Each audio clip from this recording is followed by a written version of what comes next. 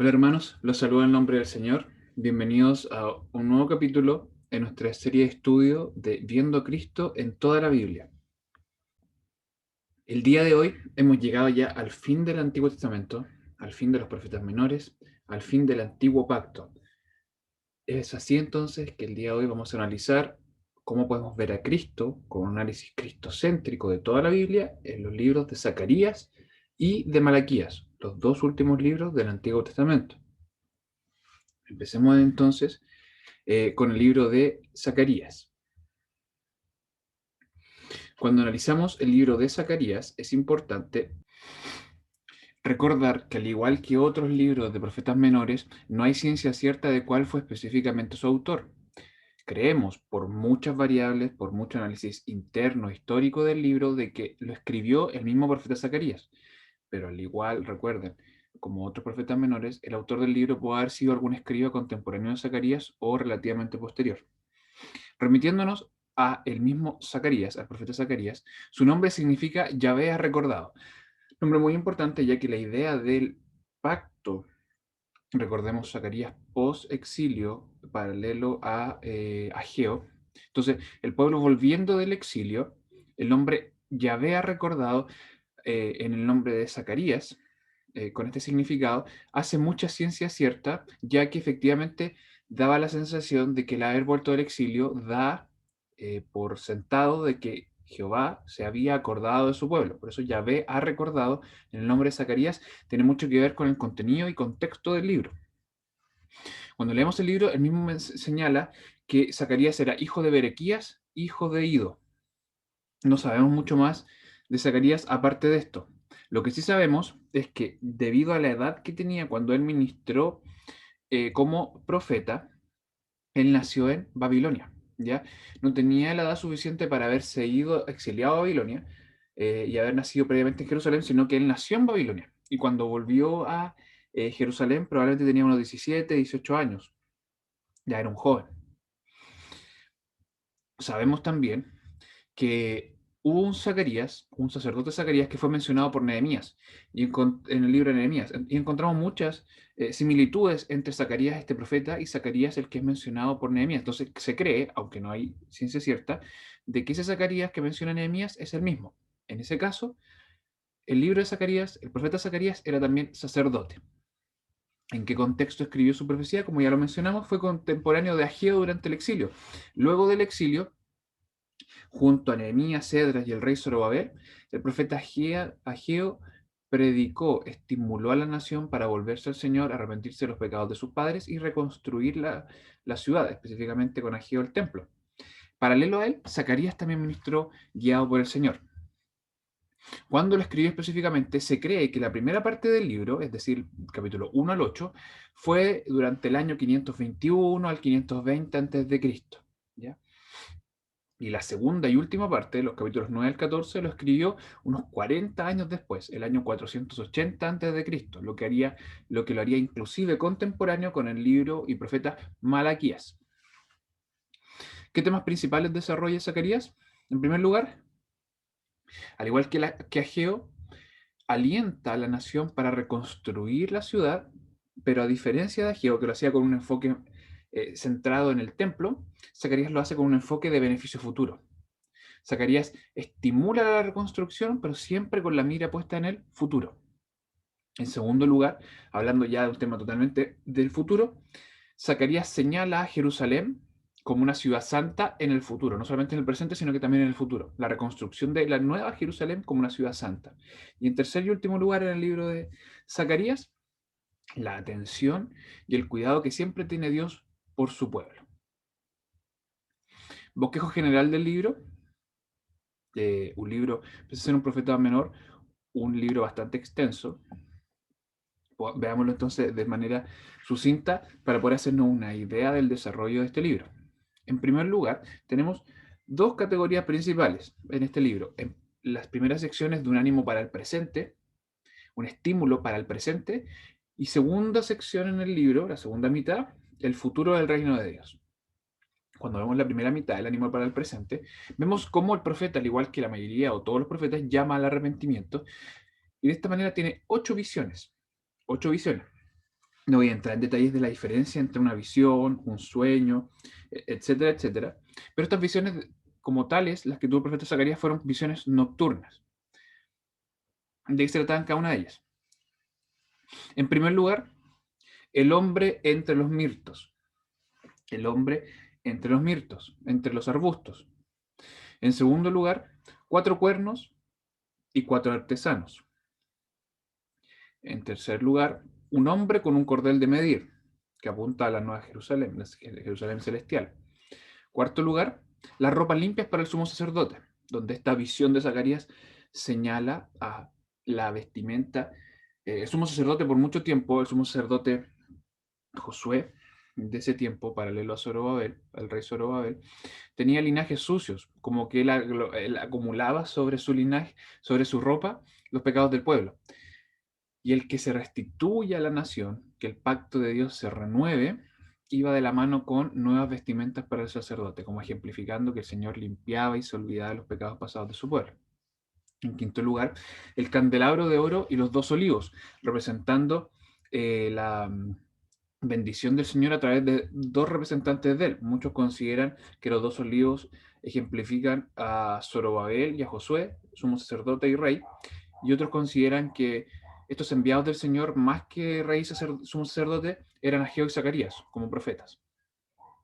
En sexto lugar, el rollo que vuela.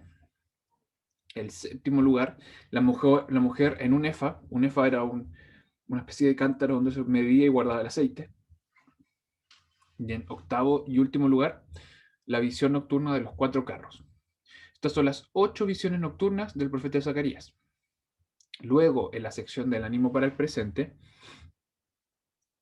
se corona a Josué como profecía del renuevo venidero. Coronación entre comillas, Josué como el sumo sacerdote.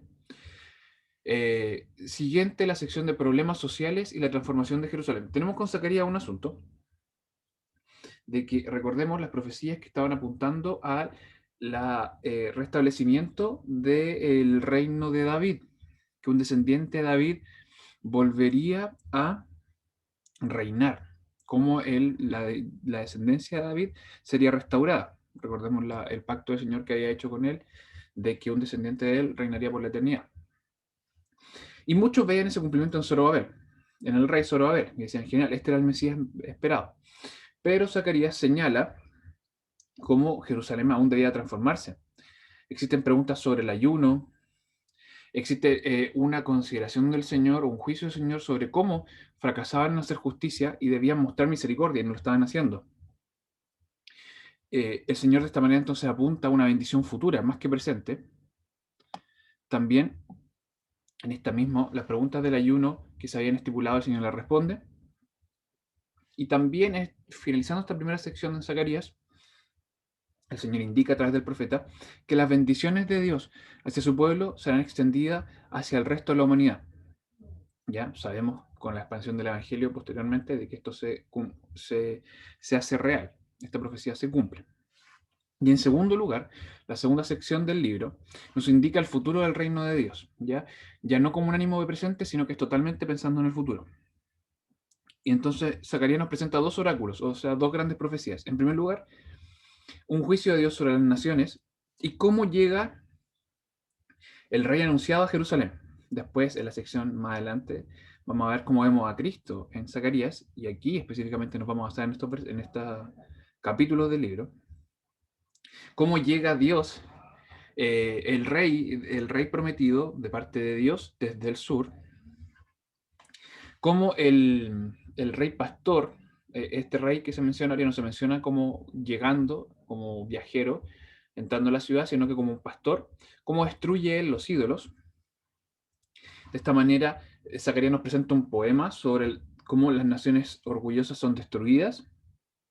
Y también nos señala Zacarías un pastor insensato. A diferencia del rey pastor que era fiel, también nos muestra un pastor insensato. Y en último lugar, la segunda gran profecía del libro de Zacarías, el juicio de Dios sobre las naciones y la salvación de Jerusalén. Lo que ya hemos visto en otras veces, cómo el Señor derrama su juicio, pero mantiene siempre para él un remanente. Por gracia, salva a un remanente para él, un pueblo adquirido.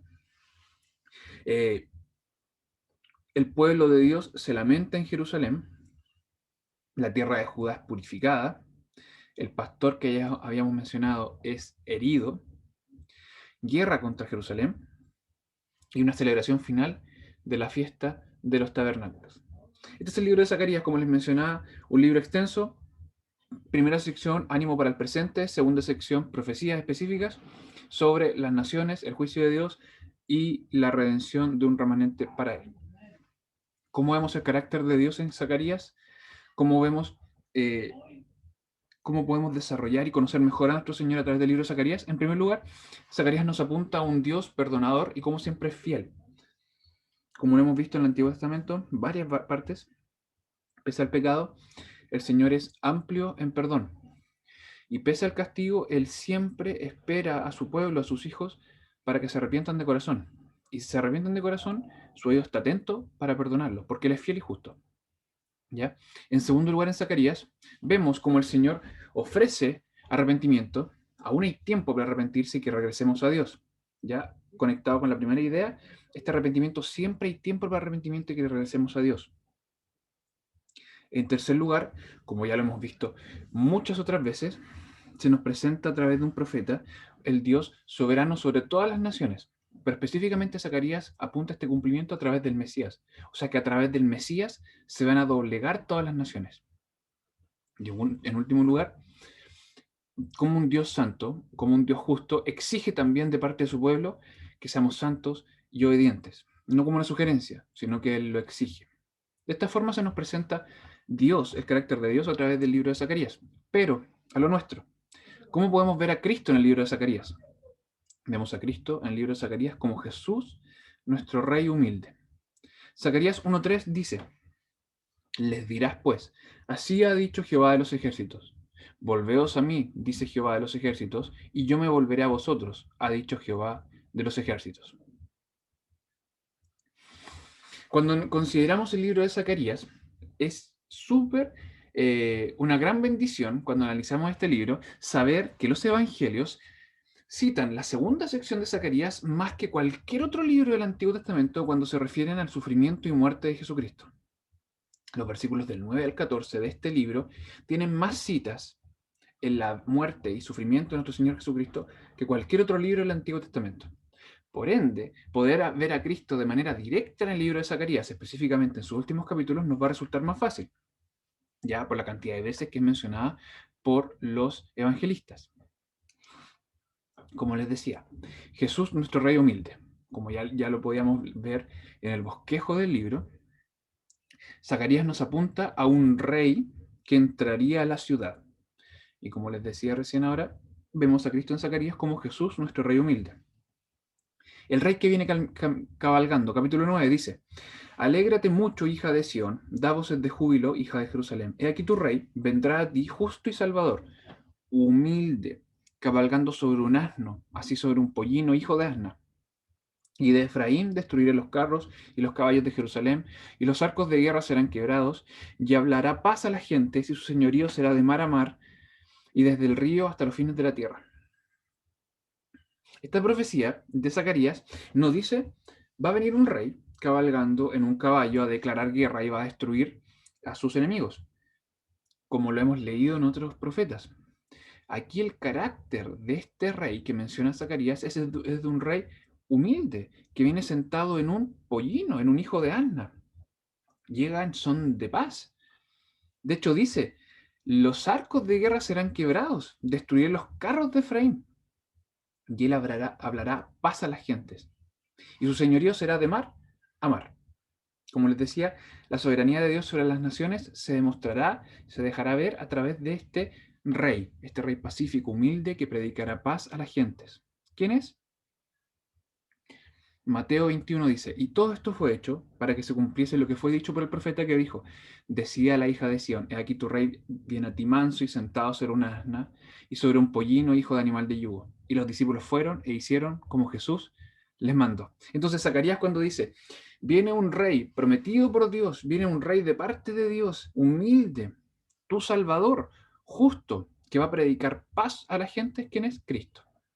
Si nos queda duda, Mateo lo evidencia y dice, todo esto sucedió para que se cumpliese lo que dijo el profeta Zacarías. En segundo lugar, también podemos ver, como lo analizamos en el bosquejo del libro, el sufrimiento del rey que mencionaba Zacarías.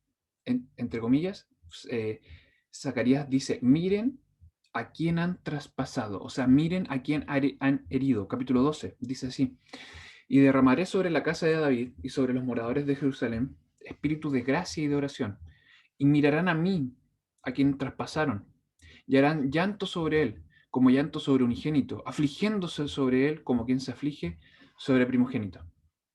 O sea, Zacarías menciona a cómo los moradores de Jerusalén dañarán, herirán, matarán a este rey, a este pastor, pero después harán llanto sobre él, llorarán, se afligirán por lo que hayan hecho.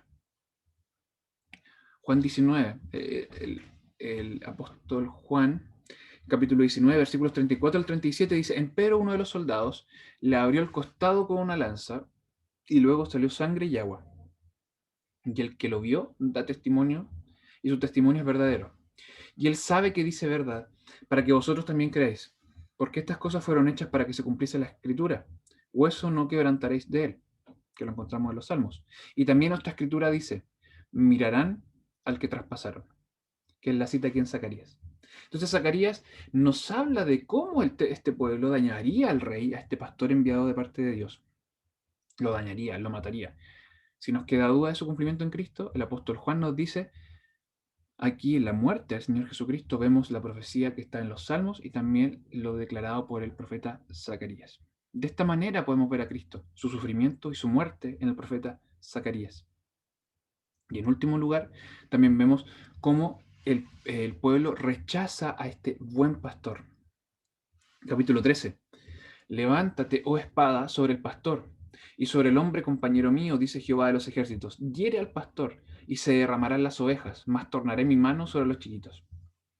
Ojo con este versículo. Jehová de los ejércitos, Dios, dice,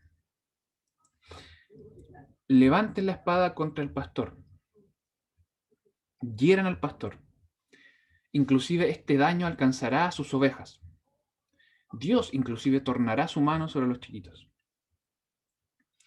Mateo 26 dice, entonces Jesús les dice, todos vosotros seréis escandalizados en mí esta noche, porque escrito está, heriré al pastor y las ovejas de la manada serán dispersas.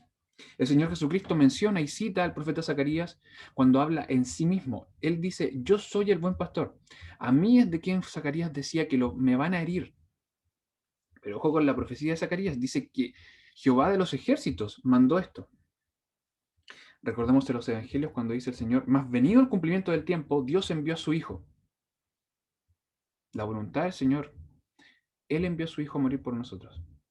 Y Cristo apunta a sí mismo y dice, Zacarías hablaba de que Jehová enviaría a alguien y Jehová mismo haría que lo hirieran y que producto de esto se escandalizarían sus ovejas. Yo soy Él, yo soy Él. Aquí Cristo mismo evidencia. Entonces tenemos a Mateo apuntando a Cristo en Zacarías, tenemos a Juan apuntando a Cristo en Zacarías, y aquí tenemos a Jesús mismo apuntando a Cristo, apuntándose a Él en el libro de Zacarías. Ahora, último libro del Antiguo Testamento, profeta Malaquías. De su autor no sabemos nada, solamente lo que menciona el libro, que es prácticamente nada, y hay mucha controversia en cuanto a su nombre. Su nombre, Malaquías, viene del hebreo malaki, que significa mensajero, que significa enviado, y por consiguiente significa ángel. Ángel, tanto en el hebreo como en el griego, significa mensajero. Entonces, según el contexto y el análisis que se hace, uno sabe si se está refiriendo a un mensajero o a un ángel. Malaquías significa esto. Entonces, muchos dicen de que Malaquías no fue un profeta como tal, sino que era un título, no era un nombre. ¿Ya? Entonces, muchos creen que Malaquías no era el nombre del profeta, sino que era un mensajero de Dios. Era un profeta mensajero de Dios aquí anónimo. Nosotros adherimos al estudio de la Biblia más histórico, más tradicional si se quiere, donde abrazamos Malaquías no solamente como el título, como mensajero de Dios, sino que también Malaquías como su nombre, ¿ya? Como su nombre, el nombre del profeta Malaquías. ¿En qué contexto? Malaquías fue posterior al exilio. Como les mencionaba antes, probablemente el inicio de su ministerio fue paralelo a Esdras y Nehemías. De hecho, muy probablemente fue paralelo a la último, al conchito del profeta Zacarías. Aquí profetizó Malaquías. Y de hecho, el fin de su ministerio marca el fin del Antiguo Testamento. El fin del ministerio de Malaquías da comienzo al silencio por más de 400 años del Señor, que recién retomaremos en los Evangelios. Es el último profeta enviado del Señor cuyo testimonio tengamos en su palabra. Temas principales que desarrolla el profeta Malaquías: en primer lugar, el pacto de Dios. Pero a través de la misma idea del pacto de Dios, lo ejemplifica su importancia a través de muchos pactos. Por eso que la palabra pacto, contrato, este contrato intenso, este contrato irrompible, él lo ejemplifica en el pacto con Leví, el pacto de los padres, el pacto matrimonial, entre otros. Pero en el fondo el tema es el pacto de Dios. También hablando de estos mismos pactos, como a modo de ejemplo, él señala la infidelidad matrimonial, él señala la infidelidad social y señala la infidelidad económica del pueblo. Recordemos los versículos del profeta Malaquías. El pueblo no estaba diezmándole a Dios, por ende le estaba robando a Dios. ¿Ya? De esta manera entonces el pueblo, al ser infiel al pacto con Dios, está siendo infiel en muchos otros subpactos, por así decirlo. De esta manera, al ser infiel al pacto del pueblo, Dios derrama su maldición. Como ya lo hemos visto en semanas pasadas, la maldición que encontramos en el libro de Deuteronomio. Como el Señor maldice a su pueblo, pero al mismo tiempo está abierto al perdón. Él lo perdona. Y como último tema, encontramos un pueblo desilusionado. Recordemos, ellos creían que el cumplimiento de la profecía, el cumplimiento de el retorno al trono de David, el cumplimiento de la paz que habrían de alcanzar a Dios, sometiendo a sus enemigos y estableciendo su reino por la eternidad, la encontraron en Zorobabel. Entonces, en el libro de Malaquías encontramos un pueblo desilusionado, un pueblo triste, un pueblo que egoístamente e injustamente le pide cuentas a Dios. ¿Ya? Por eso digo la desilusión del pueblo. Y el Señor establece y les dice: Zorobabel no va al cumplimiento, sino que existe un Mesías que ha de venir. Va a venir, no se desilusionen. El Mesías va a venir. Este es el tema principal, uno de los últimos temas principales de Malaquías, pero que también al mismo tiempo da continuidad. Es como la línea que conecta toda la profecía de Malaquías. Bosquejo general, para que entendamos mejor a qué me refiero con esta línea que une todo el libro. 6 grandes temas en el libro. En primer lugar, la duda de Israel de si Dios realmente los amaba. Segundo gran tema, Malaquías apunta, Dios a través de Malaquías, la importancia de que realmente le adoren, una adoración real. Y aquí Malaquías menciona cómo las ofrendas que el pueblo entregaba estaban contaminadas porque los mismos sacerdotes estaban contaminados. En tercer lugar, Malaquías apunta como infiel al pueblo debido a las prácticas matrimoniales que tenían. ¿Por qué? Porque el pueblo, luego del exilio, luego de haber vuelto a Jerusalén, al reino de Judá, se estaban casando con mujeres idólatras. En Zacarías y en Ageo estaba la interrogante si el pueblo realmente había cambiado, si el pueblo realmente iba a ser fiel al pacto. Pero aquí en Malaquías nos damos cuenta que no, que Zorobabel, que el sumo sacerdote Josué, que los líderes habían fracasado y el pueblo mismo había fracasado porque se estaban casando con mujeres idólatras. De hecho, se habían divorciado de sus esposas israelitas. La práctica matrimonial, el pacto matrimonial lo habían roto. En cuarto lugar, encontramos cómo Dios responde al pecado. El cansancio de Dios frente a las excusas que da el pueblo, pero a través de su mensajero, el Señor efectuaría, llevaría a cabo una obra purificadora.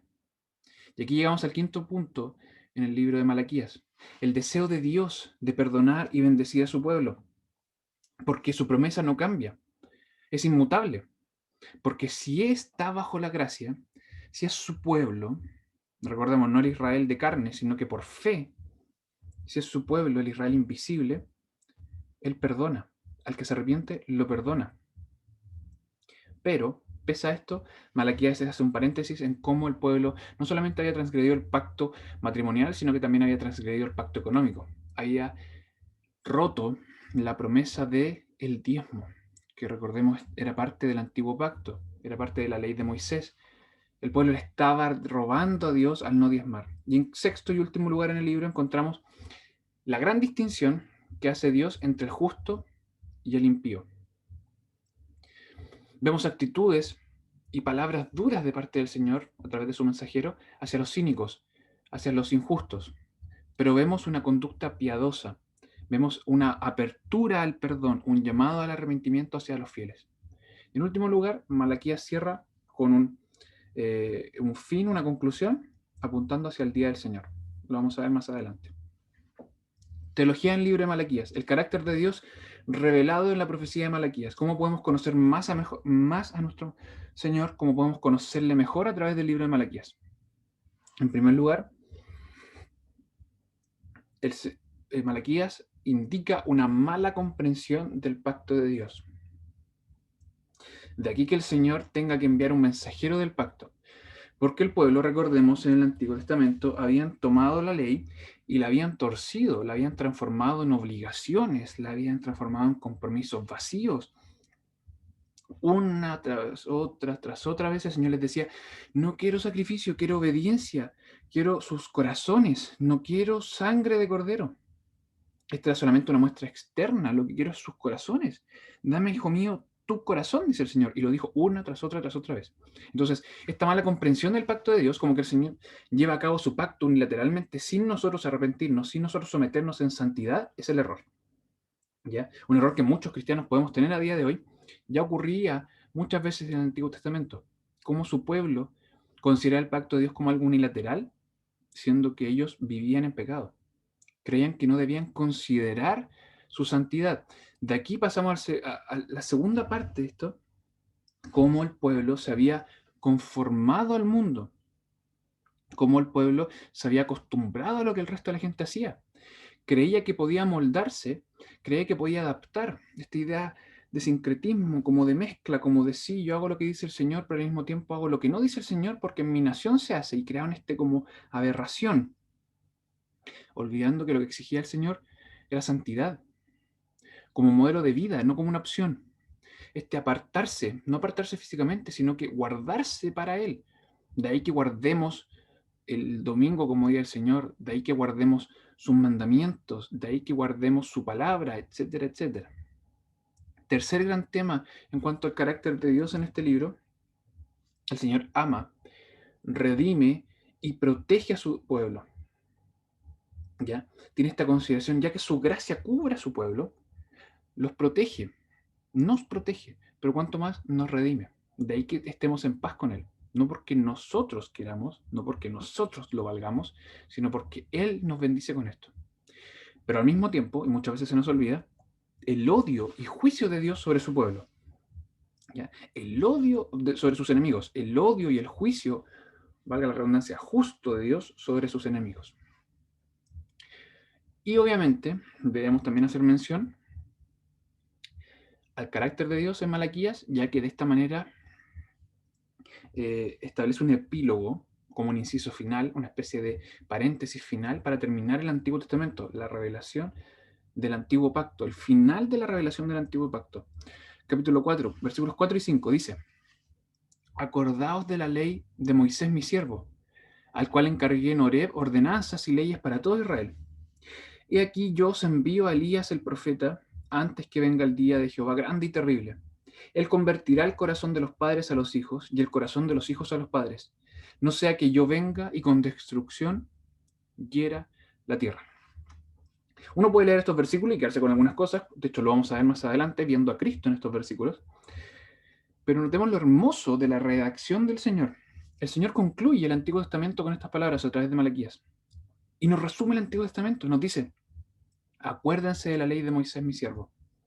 Porque aquí yo di ordenanzas y leyes para mi pueblo, para el pueblo, recordemos, Israel, el Israel espiritual, el pueblo de Dios, no el Israel de carne. Acuérdense la ley de Moisés y acuérdense de los profetas, porque a través de los profetas yo envié mi mensaje, dice Dios, para convertir el corazón duro, para llamar a arrepentimiento, para que no caiga la ira sobre ellos. Entonces, Malaquías nos concluye aquí, el Señor nos concluye a través de Malaquías, diciendo, acuérdense de la ley de Moisés, acuérdense de la profecía, del mensaje de los profetas, arrepiéntanse, arrepiéntanse. No sea que la ira, mi ira, sea sobre ustedes en el fin de los tiempos, en el día del Señor. Entonces, estos dos versículos nos resumen el Antiguo Testamento, nos dan el consejo final del Señor en el Antiguo Testamento y nos dicen, de aquí en más viene el fin de los tiempos. Con esto ustedes tienen suficiente. Van a pasar un par de cosas más y viene mi ira. Así finaliza Malaquías, con estas palabras del Señor. ¿Cómo vemos a Cristo entonces en este libro? ¿Cómo vemos a Cristo en el libro de Malaquías? Como Jesús, nuestro Mesías venidero. Malaquías 3:17 dice, y serán para mí especial tesoro, ha dicho Jehová de los ejércitos, en el día que yo tengo de hacer, y perdonarélos como el hombre que perdona a su hijo que le sirve. Entonces vemos el juicio de Dios anunciado, pero vemos el perdón de Dios. ¿Quién intercede por nosotros? Malaquías nos promete y nos apunta a Cristo, al Mesías venidero. Recordemos, ¿en qué contexto profetizó Malaquías? El pueblo se había cansado esperando de que Dios trajera libertad y justicia a la tierra. Creían que el cumplimiento de Dios era independiente de la condición de sus corazones. Era independiente del pecado en el que vivieran ellos. Que el cumplimiento de esta redención prometida a Dios era independiente de la santidad que el Señor les exigía. En este contexto profetiza Malaquías. Y el Señor les menciona y les apunta el día de Jehová. Los versículos que acabamos de leer hace un ratito. Dice, he aquí yo os envío a Elías el profeta, antes que venga el día de Jehová grande y terrible. Él convertirá el corazón de los padres a los hijos y el corazón de los hijos a los padres. No sea que yo venga y con destrucción hiera la tierra. Nos dice Malaquías que va a enviar a Elías el profeta justo antes del día del Señor, el día de Jehová, grande y terrible. Mateo 25 dice, y cuando el Hijo del Hombre venga en su gloria y todos los santos ángeles con él, entonces se sentará sobre el trono de su gloria. ¿Cuál es el día de Jehová, el día grande y el día terrible? La segunda venida de nuestro Señor. La segunda venida de nuestro Señor. Porque la primera venida del Señor, recordemos, en Zacarías, el Señor viene como un rey, como un pastor sentado en un pollino. Vino a buscar lo que se había perdido. Vino a anunciar el reino de Dios, llamar arrepentimiento, y vino en una paz, a establecer la paz de Dios. Pero en la segunda venida, lo que los profetas señalan como el día del Señor, el día de Jehová, viene Cristo en gloria y majestad, ¿ya? Y nos menciona Mateo que viene junto a él todos los ángeles con él. Y se sentará sobre el trono de su gloria. Ya no viene como un rey en un pollino, sino que viene con toda su gloria y majestad. Juan agrega esto y dice, y esta es la voluntad que me envió el Padre, que todo el que me diere no pierda de ello, sino que lo resucite en el día postrero. Entonces, sumado a la vuelta de Cristo en gloria y majestad, tenemos la resurrección de los santos. El día del Señor, el día de Jehová, que nos señala Malaquías, también va compuesto de esto, de la resurrección de los santos. Y Pedro agrega un tercer ingrediente al día de Jehová, en segunda de Pedro. Dice, más los cielos que son ahora y la tierra son conservados por la misma palabra, guardados para el fuego en el día del juicio y de la perdición de los hombres impíos. Entonces, Malaquías dice, yo voy a enviar a Elías el profeta antes de que venga el día de Jehová. El día de Jehová es la segunda venida de nuestro Señor. Viene en gloria y majestad Cristo, resucitan los santos y el juicio de Dios es derramado sobre la tierra. Ya no es un rey venido en un pollino, sino que es un rey que viene a someter a los enemigos de Dios. Ese es el día de Jehová que promete Malaquías. Y en segundo lugar, viendo el mismo día de Jehová, también encontramos la antesala del día de Jehová. Lo que viene justo antes, que yo ya se lo mencionaba un poquito, lo que viene justo antes del día de Jehová, que es el profeta Elías, el profeta Elías. Entonces Malaquías dice, justo antes de que venga el día de Jehová, de la segunda venida del Señor, vendrá el profeta Elías. ¿Cuándo vino entonces o cuándo vendrá el profeta Elías? Mateo 11 dice, porque todos los profetas y la ley hasta Juan profetizaron, y si queréis recibir, él es aquel Elías que había de venir. Juan el Bautista es Elías profetizado por Malaquías. Lucas 1:17 dice, porque él irá delante de él con espíritu y virtud de Elías, para convertir los corazones de los padres a los hijos y los rebeldes a la prudencia de los justos, para aparejar al Señor un pueblo apercibido. Citando la profecía de Malaquías en el capítulo 4. Entonces, el Señor promete a través de Malaquías que el espíritu de Elías va a profetizar, que el espíritu de Elías va a preparar al pueblo para la venida de el rey prometido, del Mesías prometido. ¿Quién era este con espíritu y virtud de Elías? Juan el Bautista. Consideraciones importantes. Con la primera venida de nuestro Señor comienzan los últimos tiempos. No voy a entrar en detalles porque no es parte de nuestro estudio, lo que recibe el nombre como estudio de los últimos tiempos o escatología de escatos, los últimos tiempos, el estudio de lo último, pero el Señor promete a través de Malaquías que el profeta Elías, en este caso Juan el Bautista, el espíritu de Elías, profetizaría y luego de esto el día de Jehová. Entonces, con la primera venida de Cristo en paz, ya empiezan los últimos tiempos que culminarán con su segunda venida en gloria y majestad. Lo evidencian los apóstoles, lo evidencian las cartas, etcétera, etcétera. Si Dios así lo permite, más adelante podemos hacer un estudio en profundidad de Malaquías para poder ver esto. Pero así vemos que Cristo en el libro de Malaquías. Concluimos entonces nuestro estudio de Cristo en toda la Biblia, específicamente esta primera sección en el Antiguo Testamento. ¿Cómo vemos a Cristo en Génesis? Nuestro glorioso Creador. En Éxodo, nuestro milagroso libertador. En Levítico, nuestro sustituto sacrificial. En Números, nuestra provisión llena de gracia. En Deuteronomio, nuestra esperanza prometida. En Josué, nuestro líder perfecto. En Jueces, nuestro gobernante justo. En Ruth, nuestro pariente redentor. En Primero de Samuel, nuestro rey venidero. En Segundo de Samuel, nuestro eterno. En Primero de Reyes, nuestra única esperanza.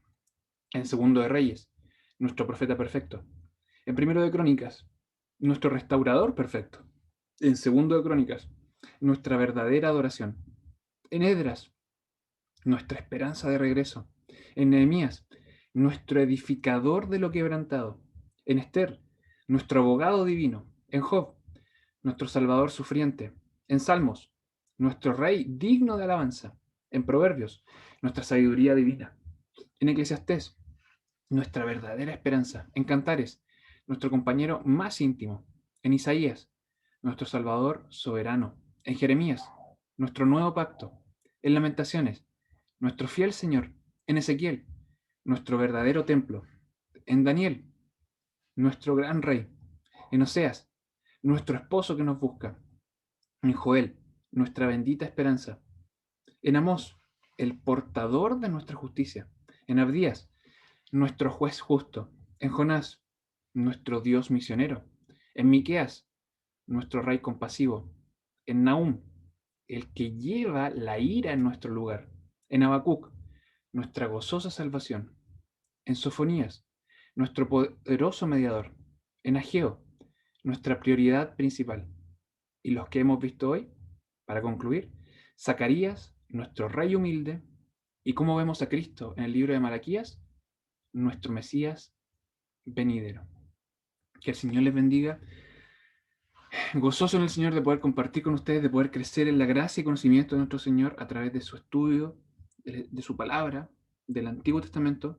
Espero en el Señor de todo corazón que sea bendición para nuestras vidas, que podamos crecer en el mayor conocimiento de nuestro Dios y que esto nos estimule a ser más santos para su nombre, a poder desear con mayor anhelo su segunda venida y con mayor ímpetu dar testimonio de Él, predicando el Evangelio a los que nos rodeen, a quienes tengamos a nuestro paso, a nuestro prójimo. Si Dios así lo permite, la próxima semana pasamos a una nueva sección para poder seguir con nuestro estudio de Cristo en toda la Biblia, ahora ya desde el Nuevo Testamento. Que el Señor les bendiga.